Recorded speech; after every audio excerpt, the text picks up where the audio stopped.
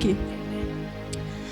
The year 2022 nilikuwa na shida kidogo, lakini ilikuwa imeanzia hapo nyuma wakati wa corona.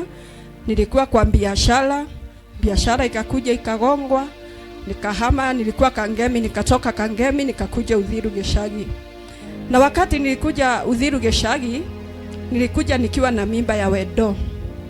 Na yale Mungu alitenda wakati huo, Mungu mwenyewe ndiye anajua. Amen.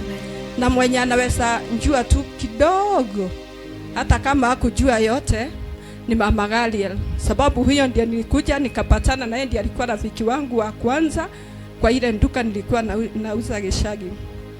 Sasa kutoka hapo kufikia Januari 2022 ndio nilipata Wendo. Sasa ikawa nimefunga biashara. Haya, nyumba inahitaji kulipwa, tunafaa tukule, sina kazi. Msichana wangu wa kwanza ndio alikuwa form 4 that year, na mnajua wale wenye wamefikisha form 4 wanaelewa maneno ya form 4 yenye inakuanga. Unakimbizwa, unakimbia mpaka unashindwa mbio itaishia wapi. Maana mtoto anaenda shule anarudishwa. That year, hiyo 2022, ndio naye mtoto wangu wa pili alikuwa na join form 1. Sasa mimi ile pesa nilikuwa nayo nilienda nikalipia huyo wa form 4, although sikumaliza.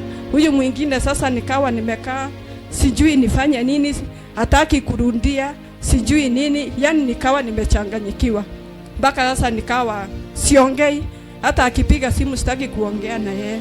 Lakini Mungu alikuja akaingilia kati, na huo mwaka wacha niseme Mungu alitenda yake. Juu hata school fees kwenye ilitoka, Mungu mwenyewe ndiye alitayarisha hiyo njia, ndiye alifanya kila kitu, na mtoto wangu akajoin form 1.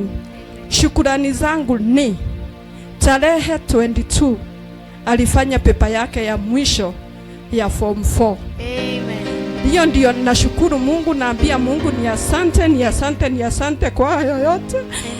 Ni asante kwa yale ametenda na hata yenye inakuja. Amen. Najua Mungu anakuja kutengeneza njia. Amen. Nimepitia mengi. Amen. Na hata pahali nimefika ni Mungu tu. Na